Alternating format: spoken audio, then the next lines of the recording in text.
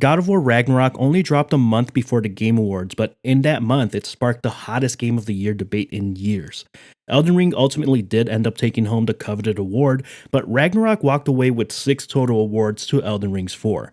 Pull up any comment section at all related to these two games though, and you'll see even now, after the fact, the debate raging on. But why did Elden Ring win Game of the Year? In the absolute simplest of terms, it was the better game. That, however, doesn't come anywhere close to painting the full picture and does both of these games injustice in this debate, so I'm going to explore this further.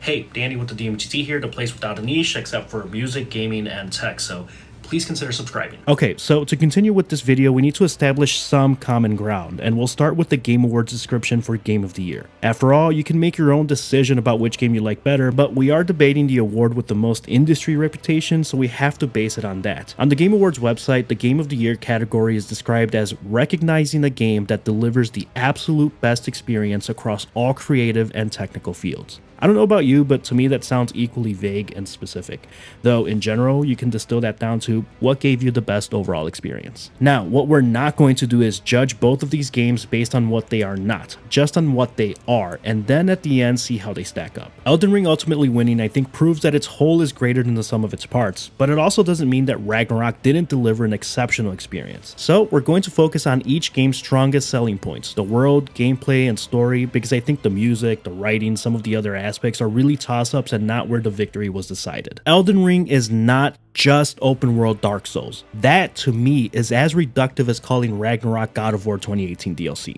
Both of these games took elements and cues from prior titles, but they also gave us a full package you can't experience in the previous game. Let's look at Elden Ring's open world, because I do think that is a big part of what gave it the advantage. Have games like Skyrim and Breath of the Wild given us beautiful vistas with freedom of exploration to help you create an experience almost entirely up to you as the player? Yes, for sure, but that's where it stops. Breath of the Wild was more focused on general exploring and verticality, but there wasn't all that much to do in its landscapes. For as much of the detractor Elden Ring reusing some boss fights is, most of Breath of the Wild's open world is filled with some variation of Bokoblin, and the incentive to clear those encampments is materials gathering for repairs and replacement gear, which we all know how we feel about that system by now. And if you wanted to increase Link's powers, you had to hit up the shrines, which was a fun puzzle activity, but is such a stark contrast to the overall experience of the world, which was the whole point of going into the shrine in the first place, because God forbid you explored too far, and now you're getting your ass handed to by some enemies you weren't prepared for exploring too far into the game. The intent around these open worlds is vastly different. Elden Ring, almost to a fault on the UX and UI side, it's bad, don't try to argue this, just gives you small hints and then dares you to explore in any given direction, and almost every single time you are rewarded with either gear or abilities that open up gameplay variety. And the more you do this, you, as the player, start to recognize small patterns via gameplay.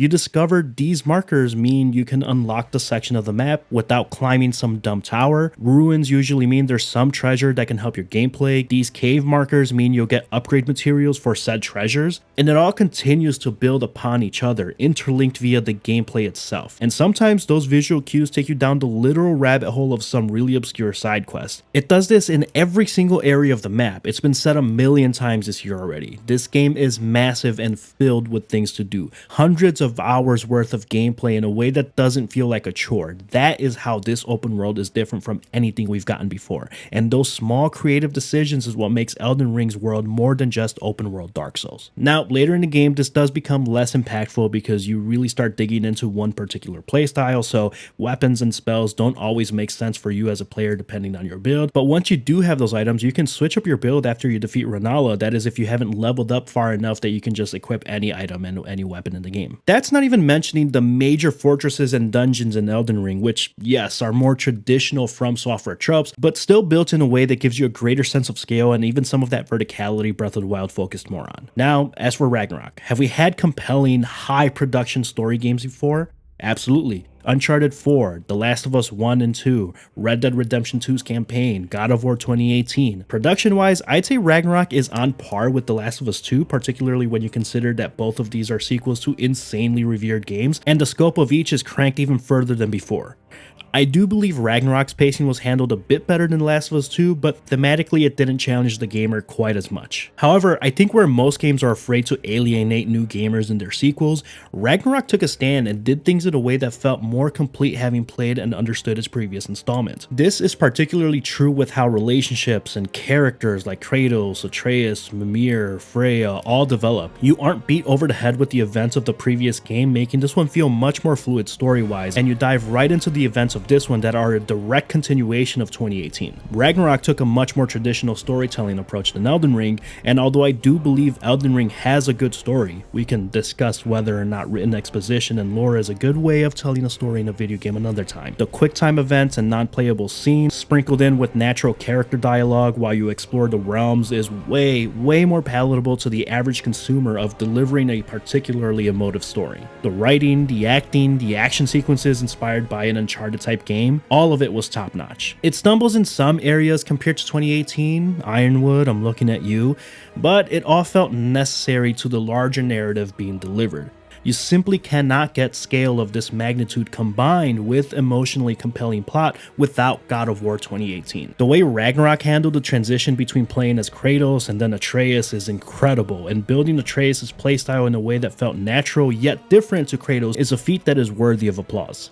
And despite your companions being a little too heavy-handed on the puzzle tips in this game, they were much more balanced on this front than 2018's grab this crystal and slowly carry it across 3 ramps to the other side of the room. To be clear, I like that your companions engage in dialogue during normal gameplay to make things more natural, but I do wish there was a setting to have them not help you so quickly on puzzles. After all, that's the whole point of trying to solve a puzzle. At the end of the day, however, we're talking about video games. And while I love that games are becoming a much more widely accepted medium for stories that hold up to any movie or TV show, the core foundation still needs to be a great gaming experience for Game of the Year. Combat is more grandiose and a little more fine-tuned in Ragnarok, but travel and exploration is handled much better in Elden Ring, on top of a wider array of viable gameplay styles. Every death in Elden Ring feels like your own fault. Mostly. There's still some From Software bullshit in here. But Kratos doesn't feel like the God of War until the second half of the game when you have more abilities unlocked.